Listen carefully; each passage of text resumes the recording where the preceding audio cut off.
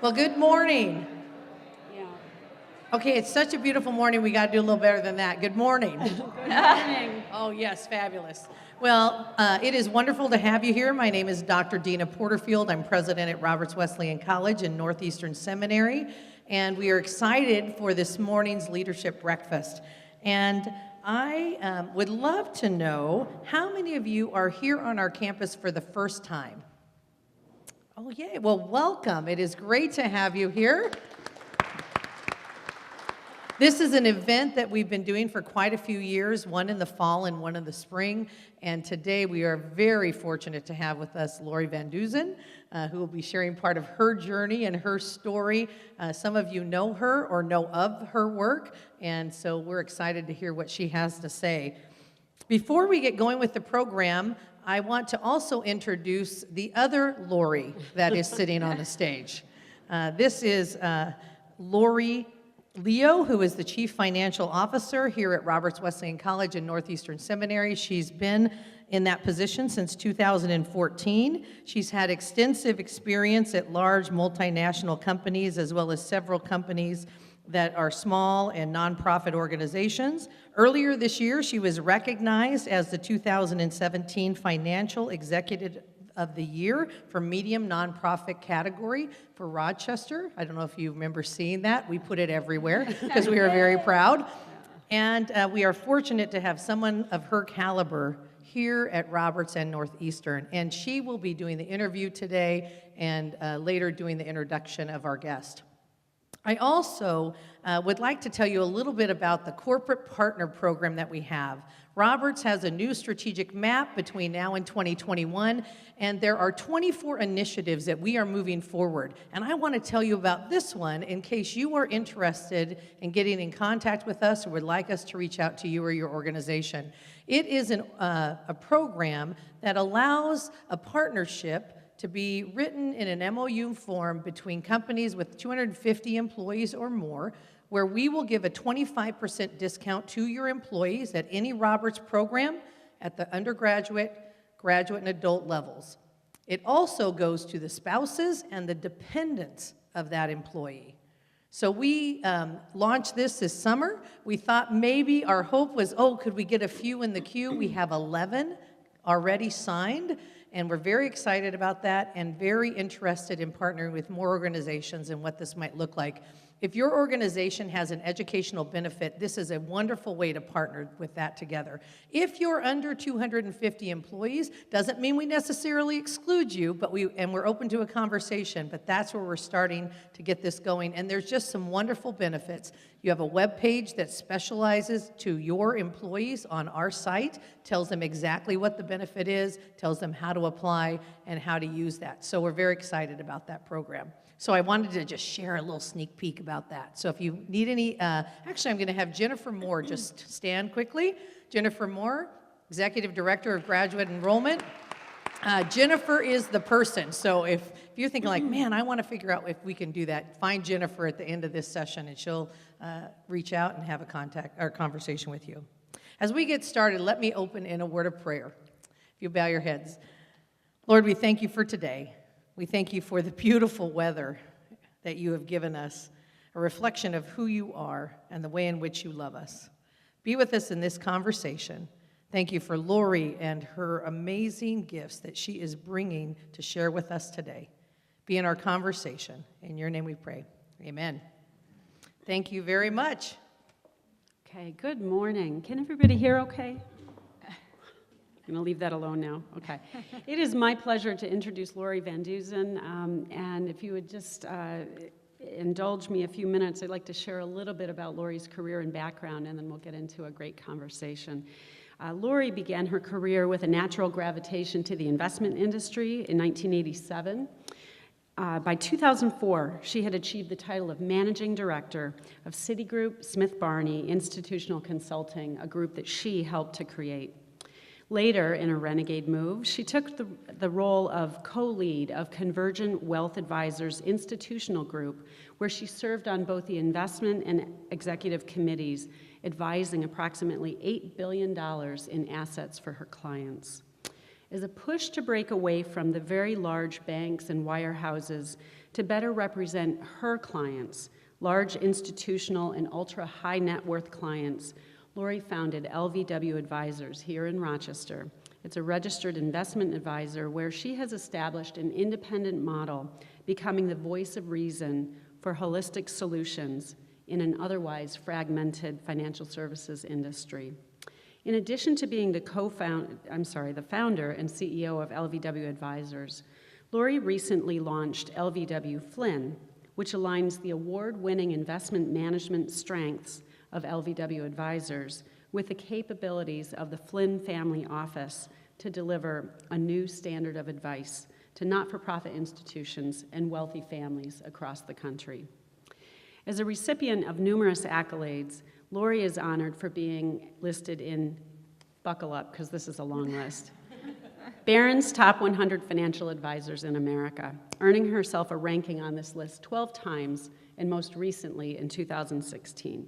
Additionally, LVW Advisors has been ranked among the top institutional consultants in the nation, including being ranked on Barron's Top 30 Institutional Consultant list since its inception. Laurie is regularly listed in the top 10 of Barron's Top 100 Women Financial Advisors, and in its inaugural list, Laurie was named by Forbes as one of the top 10 women wealth advisors in America. Laurie has been named to the Financial Times Top 300 Independent Advisors, as well as Financial Times list of the top 100 women financial advisors in 2014. In 2010, she was named Institutional Investors Nonprofit Consultant of the Year. The list goes on. In addition, because of her astute business acumen and philanthropic endeavors, Laurie is nationally sought out to speak and is routinely featured in premier investment publications. Most recently, the issue of Forbes magazine that came out this week on the 24th. You will want to go to the newsstand after today to pick up a copy of Forbes to read that interview. Laurie received her Master's of Education degree from Harvard University and graduated magna cum laude with a Bachelor of Arts degree from Ithaca College. She holds the Certified Investment Management Analyst designation administered by the Investment Management Consultants Association and taught in conjunction with the Wharton School. Laurie, as if that's not enough, Laurie's very involved in the is anybody tired? I know it's only breakfast. Laurie's very involved in the community and serves on numerous boards passionately. She's very passionate about serving. She serves on the University of Rochester's Medical Center Board, the Monroe Community Foundation, the Memorial Art Gallery, and the New York State Trooper PBA Signal 30 Board. Additionally, Laurie serves on advisory boards for the Institutional Investors RIA Institute, the United Way, the American Heart Association, F.F. Thompson Health System, and the Institutional Investors RIA Forum. Laurie supports private and public education through her many leadership roles to include Star Power, which is a scholarship program through MCC that helps single parents continue their studies, and philanthropic support of the PUC Charter School. She's passionate about holistic health and wellness and serves as the co-chair of the brand new 1,000 square foot Dr. Lori Sands and Constellation Brands Breast Imaging Center. A native of Rochester, Laurie is a long-distance runner, an avid yogi. She enjoys decorating, savoring the area's local music scene, and she regularly cooks and hosts big Italian meals for her family and friends. Folks, buckle up. This is going to be an exciting morning. It is really my pleasure and honor to introduce Laurie Van Dusen. Would you give her a warm welcome? Thank you. I think that was longer than our entire talk. Well, Laurie, we're thrilled that you're here. To let you know what we're going to do, I have some questions that we've established ahead of time that I'm going to ask Laurie to sort of guide the conversation, which is going to be about taking your brand national, and Laurie will share some of her story. Be thinking about the questions that you have, and you see behind me the hashtag Roberts Leaders. Please tweet your questions to that hashtag, and then later in the program we'll take those questions and ask them to Laurie. So, ready? Ready. All right. So Laurie, since we are talking about taking your brand national, which you've done very well, can you share your story? Where did this start for you? It started, I'll make this brief. This will be brief. It's a long story, but it will be brief. I started in 1987 as a young woman in the World Trade Center. Prior to that, my education, which Laurie mentioned, was I had a very circuitous route. I started in music. I was a trained musician, and then I was a music school dropout. I ultimately got to Ithaca College, then Harvard University. I thought I wanted to be in educational administration. Through that journey, I figured out that maybe I didn't want to do that. And as a child, which we may get into parts of this because it's really important to me, mentorship is such a key thing, and I had a great father figure who was not a traditional father. He's my grandfather, and he loved the stock market, and he would sit down and show me annual reports and talk to me about things he was investing in. And this was a guy with an 8th grade education who came from nothing, but he was an entrepreneur. And as I was going through my journey of education, I also ended up at Xerox Corporation. I should mention that.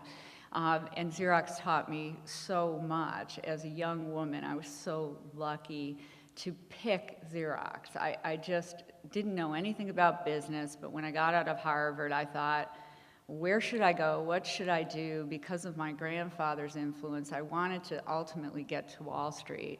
And everybody said, hey, Xerox has the best training program for people who know nothing.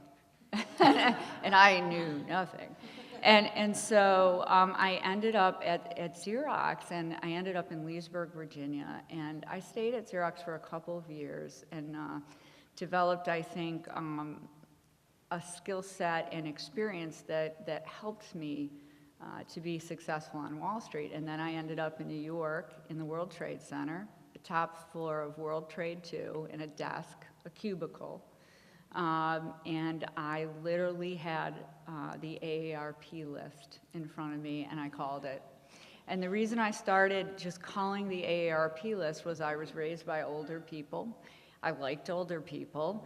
And also pragmatically, I figured, well, older people probably have more money than younger people. It's brilliant.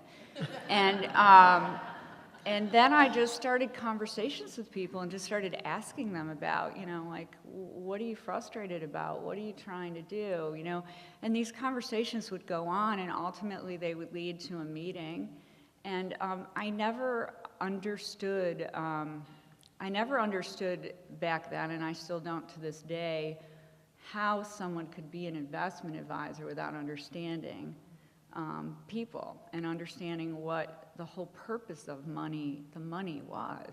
Money just doesn't exist for its own purpose, and we personify it. We do all kinds of things with money, but in the end, understanding the connection of the person and what they were trying to do was foreign on Wall Street. It was all about making money, selling stuff, and it just, as kind of a musician and somebody who was used to thinking in patterns and orchestration and bringing things together, I just started solving problems, and pretty soon that became successful.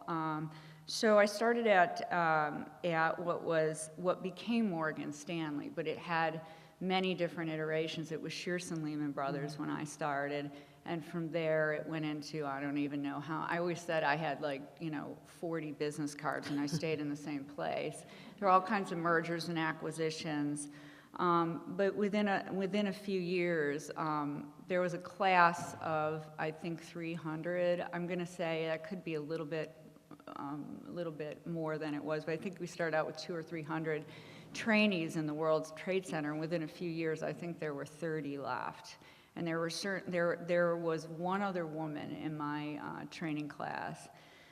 There were 30 left. I moved back to Rochester, and long story short, ended up bringing my business out independent in 2011. But it was a long-held it was a long-held vision that I had of building a business around the client or the end constituent, and it just wasn't being done. And I didn't think it was being done the right way, in a conflict-free way, and I still don't think it is. So that's kind of a meandering way to say that's where I got my start, and you know, some of the connecting dots. Yeah. No, that's a great story, Lori. And you know, and I hear that passion that you described to really take care of your clients in the right way, which is what caused you to start your own firm. When you started with that focus, did you have any sense that what you were building would become this national brand, so to speak? When I started in 1987, no.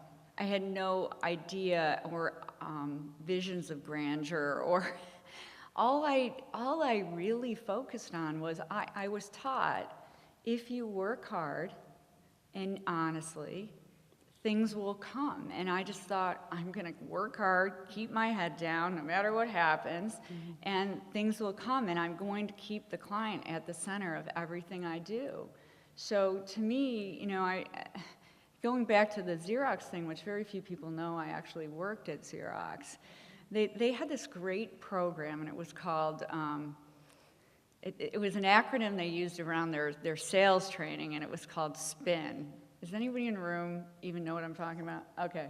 So, oh, somebody does over there. One hand in the back over there. SPIN, the greatest thing of all time. And I've tried to teach younger people this too. You know, always understand the situation you're going into. Trying to understand the problem somebody's having, the implications of the problems, and what you need to provide to them based on that. It's so simple, but I will tell you, to this day, nobody really does it, or not many people do it.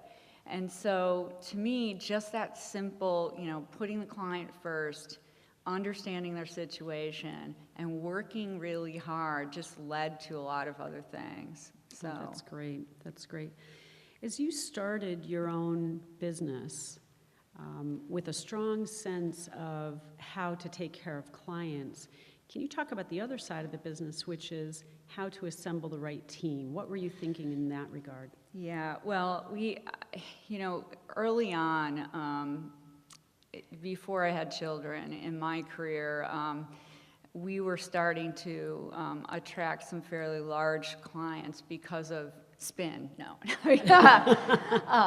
Because of the philosophy, and it was so different from what anyone else was doing, and it sounds crazy, but it's still, I'm telling you, to this day, in boardrooms, in dealing with very wealthy families, they will say to us, no one's ever done this before, no one's ever asked this question, no one's ever gotten to know all of these things. And because I was starting to attract some very large clients, you know, within 2 years, I actually started working with institutions. So the first institution that we work with not-for-profits mostly in education and healthcare and research. And the first institutional client we were referred to, and I'm getting to your question, you know me. She'll get there. The first institution we were referred by a family that said, you know, I sit on this board, and what you do, these questions you ask, and how you look at the whole picture and bring all these things in, we need that. Can you come in and talk to this, you know, institution? And it happened to be the second endowment. There's the Cornell Endowment, and then there's another endowment called the Boyce Thompson Institute around plant and environmental research. And that was like 1990. They are still our client today. And I realized I needed a team. Like, I can't go do all this without, you know, a team of people. And so I started to find people to join me, to mentor and cultivate. And then when I had children, it was just an absolute necessity. And I think that made us different too. And it's still different in this business where I think a couple of you in this room who know me and know our team and our business know that it's not Lori. Like, I may be the face or the you know, with the brand, but it's so much more than me, you know. And as a matter of fact, I'm tremendously proud and gratified by the fact that I can introduce a client to a team of people and then step out of the way, and they never even ask about me again, which I love. Where's Lori? She's still working there? So to me, the whole idea of team is super important, and having team players and building every client situation has a group of people around it in our organization, and they're different depending on it gets back to the client and the client needs and what's the best fit. You know, on the private family side of the business, if someone is super investment savvy and very technical and very specific in particular, there might be a better advisor that pairs with them than someone else, you know? So I think there's a lot of redundancy. Everyone is a utility player. And we believe a lot in mentoring. I believe a lot in mentoring, so. Oh, that's great. You know, Lori, one question going through my mind as I'm listening to this story is maybe some of you in the audience have heard the saying, culture eats strategy for breakfast. So I guess I would ask you, as you established your firm, how much were you thinking about get the business model down, get the clients in place, you started to need the team. How much was about culture? Can you talk a little bit about that? That's a hard question. I mean, I think the culture, you know, people always talk about culture, but it's this amorphous thing, you know. You have to really define, it's very important. First of all, the answer is it's super important, and I should have been thinking about it first. But I've learned the hard way through making a lot of mistakes that, first of all, we had this conversation this week. If you don't understand what your culture is and you cannot distill it down, then you're not going to be hiring the right people. You're not going to be doing the right talent acquisitions. You're not going to be serving the client properly. So it's almost like, you know, it's something that you have to define. And you have to know, a culture is a value system. It's, you know, what problems are you trying to solve, and what are you trying to do better for the client, and what kinds of people do you need to do that? Where are your gaps? And, you know, when I started in the business in 1987, it was an eat what you kill business. You know, and it can't be that way anymore, because you cannot build a sustainable business if everybody is out for themselves. So, you know, it can't be a single practitioner. We have a huge, huge succession problem in financial advisory. It's an aging, you know, when I started, everybody wanted to be on Wall Street. Everybody wanted to, you know, go and become a management consultant, an investment, if you were at Harvard, an investment banker. They wanted to be in finance. They wanted to go to Wall Street. And then, post-2008, no one wants, you know. So you've got this conundrum of aging advisors in solo practices that haven't built a team and a culture, and you know, and what's going to happen? So to me, culture is really important, but what's most important about it is defining what it is. Yeah, agreed. The great leadership challenge for sure. Yeah. As you think about what you've accomplished in an incredible career, what do you consider to be your best success? In business, you know, my best success came out of my worst mistake, which is the way it usually is. So my best success was having a vision, being fortunate enough and being given God-given gifts around seeing things. So what I always say to people is, you know, people call me a pioneer. I don't like it because it makes me sound old. And I've said this before, so if you heard me say it, I'm sorry to repeat myself, but pioneers did get shot and killed, a lot of them. And I got shot and killed a lot, you know, because my grandfather was this unbelievable Renaissance man with this 8th grade education who taught me you can do whatever you want. And a lot of that is thinking ahead and having a vision around things. And thinking ahead and moving early is almost the same as being wrong a lot of times. So my biggest success came out of my biggest failure, which I'm sure you're going to ask me about. So I'll just you can wrap link it in. them. Thank you. My biggest failure was in moving out of a big bank where I had become kind of, the top woman and one of the top advisors, and moving my team out of that to an independent firm that was very large, because I felt that we needed infrastructure and I couldn't just hang up a shingle. And I will say, embarrassingly now, that we did a ton of due diligence around this move. We hired an investment banker.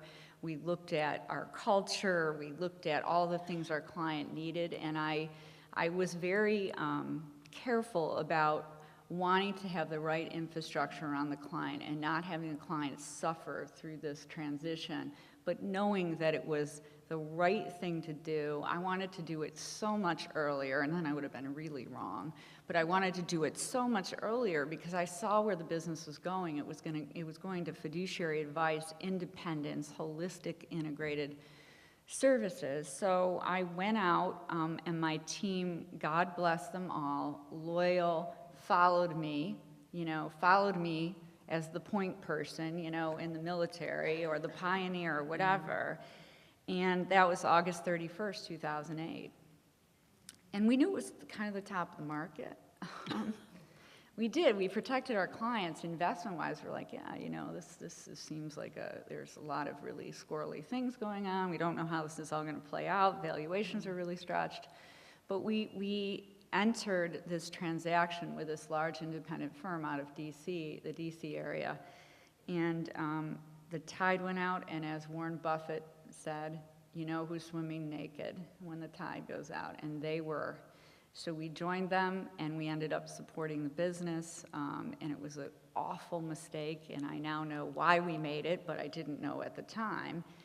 But it also helped me understand how to get to my biggest business success, which I consider to be our independent model and our independent business today, which I think is still ahead of the curve. And it was by making mistakes, it was by knowing what we wanted to do, defining our culture, and also understanding by the mistakes that this business had made what we couldn't do and what we needed to have. And so I think it's a progression and an evolution, and I think anyone who thinks that they can look back and say, well, if only I didn't do that, right. They're thinking about it wrong. It's a false argument to say, well, you weren't smart enough. You wouldn't have, a friend of mine actually told me this. He goes, Lori, you're really smart, but you weren't smart enough. You didn't see that. You couldn't see it. You didn't see it. And you had to go through it to learn how to get to here. So I think your biggest successes usually come out of your biggest failures. Yeah, thanks for sharing that. I know that that's always a hard question to answer, but I think that reflection is what does propel us forward. So thanks, I really appreciate you sharing that. Have you found it challenging as a woman to succeed in the financial services industry, or have you run into hurdles maybe that men have not run into? What's been your experience? Well, I don't know the answer to I that. know, this is true. This is true. I think, this is like a really big topic right now, especially with everything in the news and whatever. And I get asked this a lot, and so I'm gonna answer it the only way I know how. I never, ever thought in gender. And it was about, it stems back to, I think in gender, but not in business. I never thought, oh, I'm a woman, so I have to do things differently, or I have to be different, or people are going to treat me differently, or because of how I was raised to not see categories, and I was raised to not see limitations, and that was, I realized, a huge gift, because not everybody is raised that way. That doesn't mean that stereotypes and discrimination and these things they're very real, and a lot of stuff happened to me. But I was prepared better for it because I was raised the way I was raised, and to think the way I thought. So yes, I could write a book about a lot of the things that happened. Some of them are actually hilarious stories that you cannot believe that the things that people would actually say or do. And while I can't imagine some of it happening now, apparently it still does.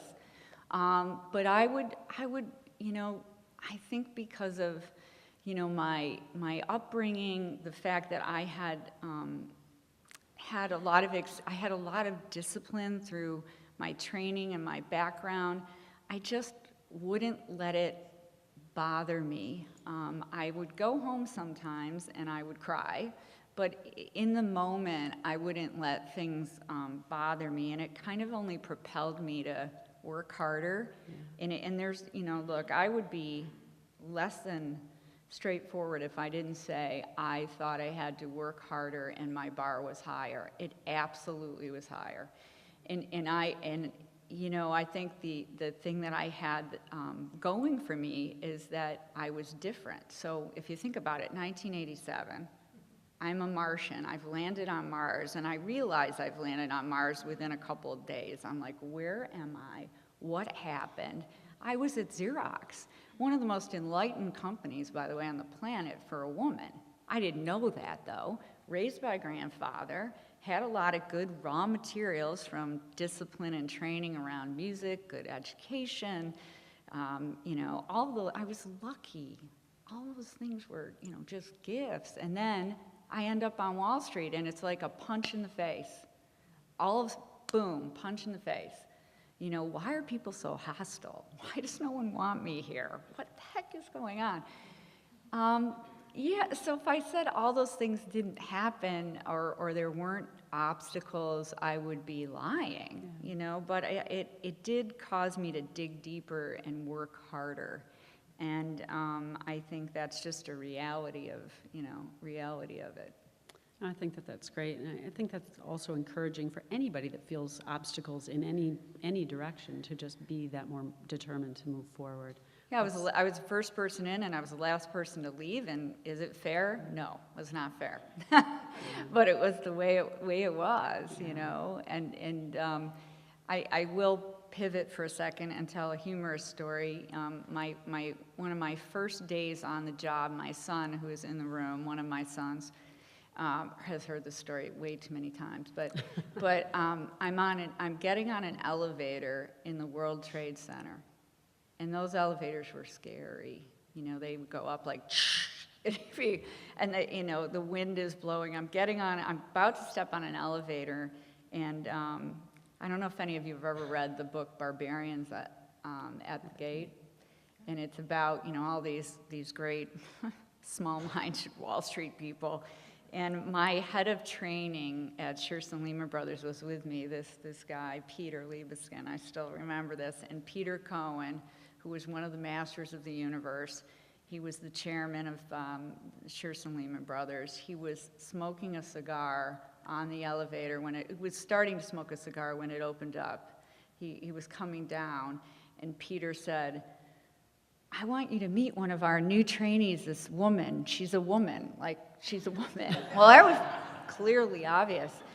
And Peter Cohen looked at me, and I'm not going to say what he said in this room because he said a four-letter word, but he said, I don't give a who she is. And he walked away. And I was like, oh, okay. That's one of my, and the second experience I had was same thing in the World Trade Center within a couple weeks, and this gentleman walked over to me, and he swaggered over, and I was in my little cubicle, and he was in his corner office, and he said, we've had some women around here. One of them is a travel agent, and the other's flipping burgers somewhere. And so, you think about those things, and they're really funny. They're really funny, but at the time, you're kind of like, and so going back to your question, I was like, Mars, where am I? Because I wasn't ever exposed to it. I didn't understand it existed. Well, it exists. It still exists today. It exists in race. It exists in gender. And we just have to work harder to understand, why is it? I'm sorry, I'm on a soapbox now, but why is it that less than 10% of women are financial advisors are women, and why is it that something like 7% or 5% are at the kind of top of, and in asset management and other areas of finance, it's about the same. Why is it still, and why has it declined in recent years? We got to ask ourselves those questions. Yeah, great questions. I think culture has something to do Yeah. with that. Lori, there may be folks in the audience today who may be considering a career move or starting a business. What advice might you have for those folks? A little question. Yeah.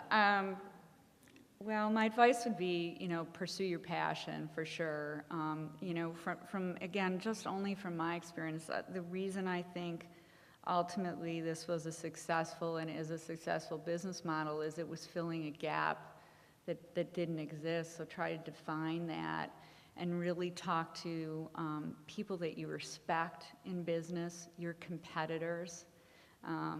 We would always, and as you go forward, you're going to make a lot of mistakes. Always do, we call it a post-mortem. Always do a post-mortem on it. Why did I make that mistake, and try not to make it again.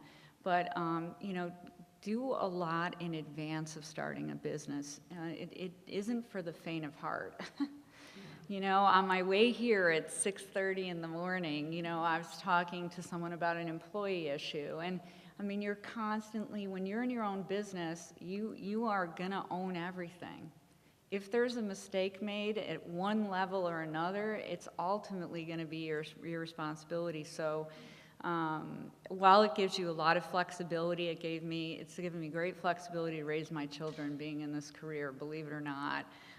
It's the only way I kind of think is as an entrepreneur. I think you got to know whether you're really an entrepreneur and a business owner. And not everybody is, and that's not a value judgment. It's just not everyone is, and most people are not. Great. In just a minute, we're going to take a couple questions through Twitter, questions that have been tweeted to us. My kids would be thrilled I'm getting the lingo down right here. Not from Donald Trump, I'm pretty sure, right? Hopefully. But let me just ask one more question, because we are in the business of educating students and preparing them for their careers, and I believe we may have a couple students in the audience today. What would be your best piece of advice for students about to embark on any career? Oh, I have a student still. I have a college-aged child. And I would say the best thing, at least from my experience, is to explore a lot of different things. Because you can't possibly know at 18 or 19 or 20 or even 21 exactly what you want to do. Some people do, but I think exploring a lot of things outside of just the classroom is really important, not only in the college community, but out in the community. If you are somebody who wants to go into business, reaching out to people. I have young people reach out to me a lot, and I think that's really valuable to them, and I love to do it. So I think that would be my best bit of advice. Great, thank you very much. Well, we have started to receive some questions through Twitter, and again, the hashtag Roberts Leaders is where you can send your question.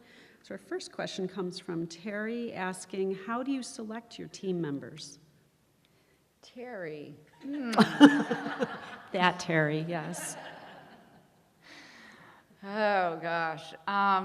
That is a really good question. I think, we do a lot of kind of pre-work. And so, for example, we're interviewing 2 people right now for Rochester. And one is somebody who does advanced planning, who moved here from another city and comes from a really well-respected firm.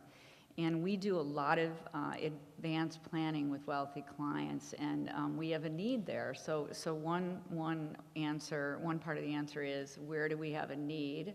to serve our clients? Where can we do a better job? After we figure that out, we want that person to spend time with us, spend time with team members, talk with them one-on-one. So this person has scheduled meetings with people in Rochester, and then we may have them spend part of a day in our office, seeing how we interact, seeing how our investment committee runs. So what I've learned, and I keep, I said earlier, you don't want to make the same mistake again, but we make them all the time. We do make hiring mistakes. We just hope that we make them less and less, because it can be really disruptive. So I think doing a lot of work in advance and making sure that it's not only the right fit for that person, the right fit is a two-way street, I guess is what I'm trying to say. So I'm talking right at Terry. So I think we answered his question. That's great. We have another question from Michelle asking, how would you describe what makes your brand unique? Michelle, I don't know where you are, but what makes our brand unique? That is a great question. I think what makes our brand unique is, and this might seem like a trite answer, but every single person that works in our business, I believe, puts the client first, believes in doing, we always joke, it's everything including walking the dog, whatever the client wants you to do. And I think that comes across in our brand. And I think the other uniqueness we have is we have never had a PR firm or marketing firm. In all these, in the first time we've ever hired someone was this year when we did a merger and a transaction, just because there was so much to bring together. I think, we spent a lot of time on answering that question, and the one thing that makes our brand unique is we create infrastructure around both institutions and wealthy families that don't have it. So if they need a chief investment officer, if they need a chief financial officer, or if they need an overarching COO, we can be it. And for every situation, we don't have a hammer and everything's a nail, so we can, because I think about our business as the client is here and there's a wheel of services, people throughout their life cycles or institutions need us at different places, and we can match what we do with what they need, and that makes us really unique. And of course, we're only in certain segments, so we are not a mass affluent business. We deal with athletes, A-list athletes, entertainers, first-generation wealth, institutions, as I mentioned earlier, in healthcare, education, research. So that makes us unique, that space in and of itself. And people who are not Harvard University, they're not going to build the infrastructure around a chief investment officer and all the other things that we do around what our clients need. So we know our markets, and we everything we do, and again, it gets back to starting a business, everything we do is around those, we call them verticals of clients, how we telegraph what we do, our content, our people, our hiring decisions. That's great. I have a follow-up question that came in from Lisa asking, how do you keep that brand integrity and culture as you expand nationally, right? You've worked so hard to create what you have, but as you scale, it gets a little more challenging. Oh yeah, so this year with a transaction we did, which is now, our firm is LVW Flynn, which is Family Office Services and Investment, with two divisions, so LVW Advisors and Flynn Family Office. And you have to really infuse the culture, and the only way to really do that, I think, is to continue to hire the right people, to communicate the right way, to coach, to mentor, to make decisions that are sometimes really difficult when people don't fit the culture. When you've done a merger, you inherit a lot of things, and you have to assess a lot of those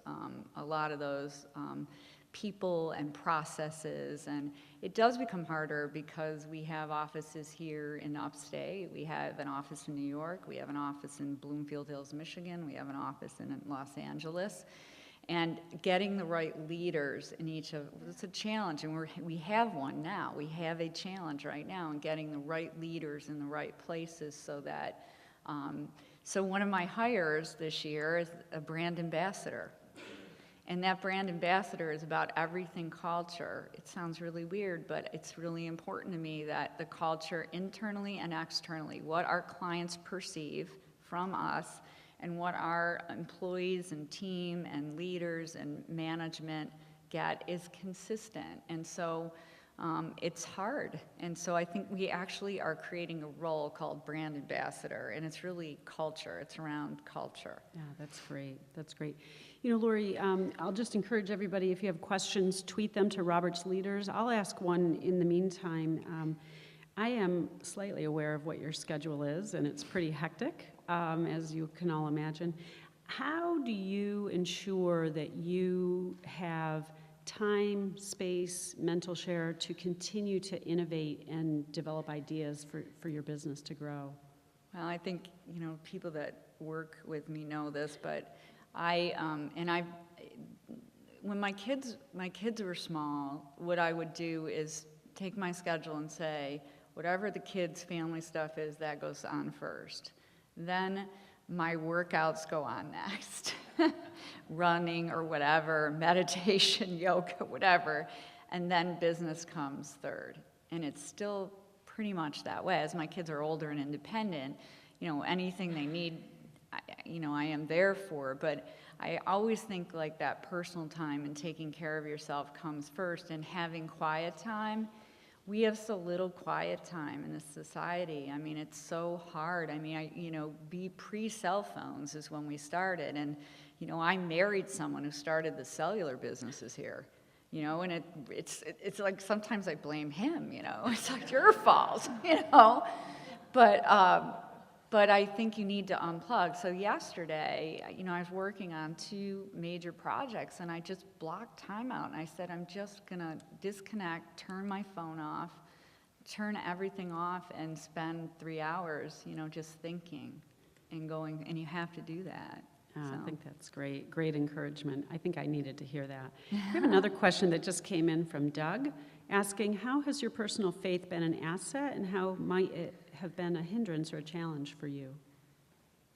My personal faith has never been a hindrance. It's always been the center, and God talks to me a lot, and I'm pretty sure kicks me in the head in a really kind way, repeatedly, because I always think we all have these Achilles heels, and mine is that I'm a control freak, and I want everything in my own time, and I know that I can do this, and it's God's time, you know, and sometimes you have to learn to be patient the hard way, you know. But what my faith has taught me is that the hardest things that you go through are a lesson, and it's like a refining process. And, you know, I've said this before, and my brother and one of my good friends is in the diamond business, and the refining of a diamond is violent. But if you allow it to happen and welcome it in a certain weird way, it brings you to places you never thought you could get to. And the other thing about my faith is that while I'm not always happy, I'm always peaceful. Like in the center, I'm always peaceful. I'm not always happy. Things happen. They make, there's no such thing as happiness is a temporal. These people say, oh, if this only happens, I'm going to be happy. Well, it's such a fleeting thing. But peace is enduring, and that's what my faith gives me. So, and I wish that and pray for that for everyone. Yeah, thank you. That was a great answer. Probably have time for maybe 1 or 2 more questions. I have one question here from Ryan asking, Lori, you have stressed a couple times the importance of mentorship. What do you think are the most important traits to have as a mentor? Willingness, openness, humility, patience. There are times where, because I have this control freak nature and I, am in a room with a client situation or with a potential client situation, and I have other people that I'm coaching and training in the room, there's a tendency to want to just jump in and solve the problem. And we have a situation right now in upstate where we have promoted a young woman to a management role, and we've got to let her make mistakes. And sometimes it's hard because there's collateral damage to that, and you have to know when to jump in and when to just let it go. And that's hard for a personality like mine because you want to save the day, or you want to just, get to the answer. And so. Well, that example is actually a great segue. We just got another question in from Andrew asking, do you offer your employees leadership training? And I would just tack on, what does that look like? Yeah, we do. And we just really started it over the last couple years, really the last year. And part of it had to do with your question around culture. As we've expanded, we've hired a couple different coaches. And we do it in a targeted way. Not everyone can have leadership coaching at the same time. But we have a gentleman out of New York City who's a pretty well-known person in leadership coaching in different industries, and we have targeted certain leaders that we know need that help. We all need that help, but he's been working with 3 or 4 people right now in various offices, and part of it has a lot to do with that previous question you asked about culture. How do you infuse culture? Part of it is having good leaders. That's great. Probably have time for one more question here. And Terry has asked a question, how do you spark creativity within your business? Oh, wow. Terry, you have the greatest question. He's full of creative questions he this is, morning. I know that. From personal experience, I know that. One of the ways is we do a lot of brainstorming. So before, when we're trying to solve a problem, either in the business or trying to figure out in strategic planning where we're going to go next, or evolve as a business, or in client situations where we're trying to solve a problem, we bring people in a small group of people in a room, and we just brainstorm. And we just ask kind of open-ended questions. The other thing we do a lot of, and it gets to mentoring, teaching, and kind of sparking creativity, is before every prospective client meeting, let's say it's a major situation, a piece of business that we think is a really good fit for the client and for us, we put people in a room that we think are the right team members, and I play the client. And I ask like really hard questions, and sometimes I'm really mean.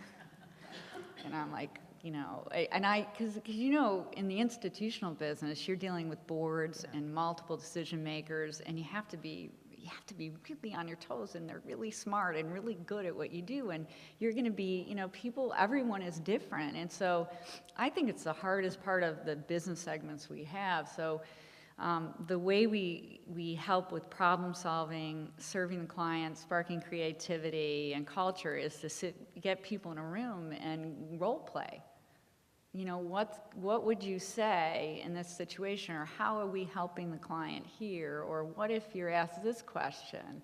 I think it's a great teaching mechanism, and I've done it really since I started, and I don't know why or where it originally came from, but I think it helps with everything. Ah, that's great.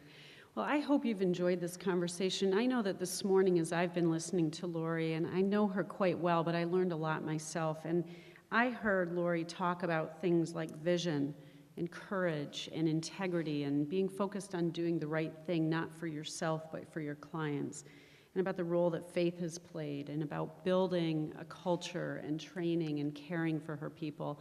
I hope that you've learned a lot. I know I have. Would you join me in thanking Lori for this? Thank you. Appreciate it. Thank you. Thank you.